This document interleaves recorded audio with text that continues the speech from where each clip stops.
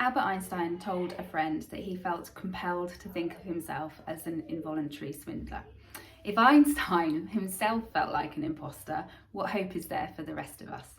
Imposter syndrome occurs when a collection of feelings of inadequacy persist despite evident success. Do you recognise this in yourself? I know that it's a word that is commonly used nowadays, both by males and females, but what can you actually do about this if you relate to it? Perfectionists usually suffer imposter syndrome, so it's really important to know when enough is good enough. So before starting any kind of project that you think you're going to have these feelings over, ask yourself, what will good enough be like for me? And be really, really clear on what that is. Know the signs yourself of when you feel like a fraud, and pay attention around those signs to the language that you're actually using. Are you telling yourself you're not enough? And if you are, change the negative. So change the negative into a positive. Change the message that you repeat to yourself. So with this, use positive affirmations. So if that word is that you use, I'm not enough, change this to I am enough, and say this as often as you can. To yourself in the mirror, to yourself in the car, to yourself even when you're just having a bath. Every single moment of the day, tell yourself this constantly.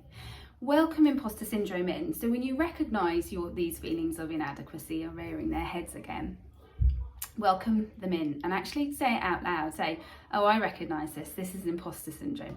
Yeah, we've been here before, definitely. It's also really important to know that the people that don't suffer from imposter syndrome, they're actually no better or no more capable than us. It's just they happen to not feel this way like you do. Be objective rather than subjective. I say this to my clients constantly. Look at the fact rather than how you're feeling about things. So the fact is you're doing a good job. You have to take your feelings away from this. Have a go-to list of accomplishments and achievements that you can just keep on your person. So keep in your purse or in your wallet.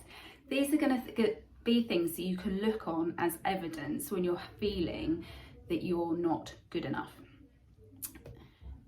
Find that one person that you really, really trust and talk to them about how you're feeling. So whether this is somebody you work with or a coach or a mentor, saying it out loud in itself makes it not such a big thing. But also it's really interesting to see how they react, because a lot of the time we don't take other people's feelings into consideration. We just focus on ourselves, and it's surprising the number of people that also feel this way. So when you're telling your friends, see how they react, and they'll probably say, you know, you're doing a great job. You have more than enough to cope with and to deal with, and just keep on going. So I cover this with my clients, and I'm covering it in my new course starting in January as well. And I'd love to know your thoughts. How does imposter syndrome show up for you? And what do you do to help yourself with it?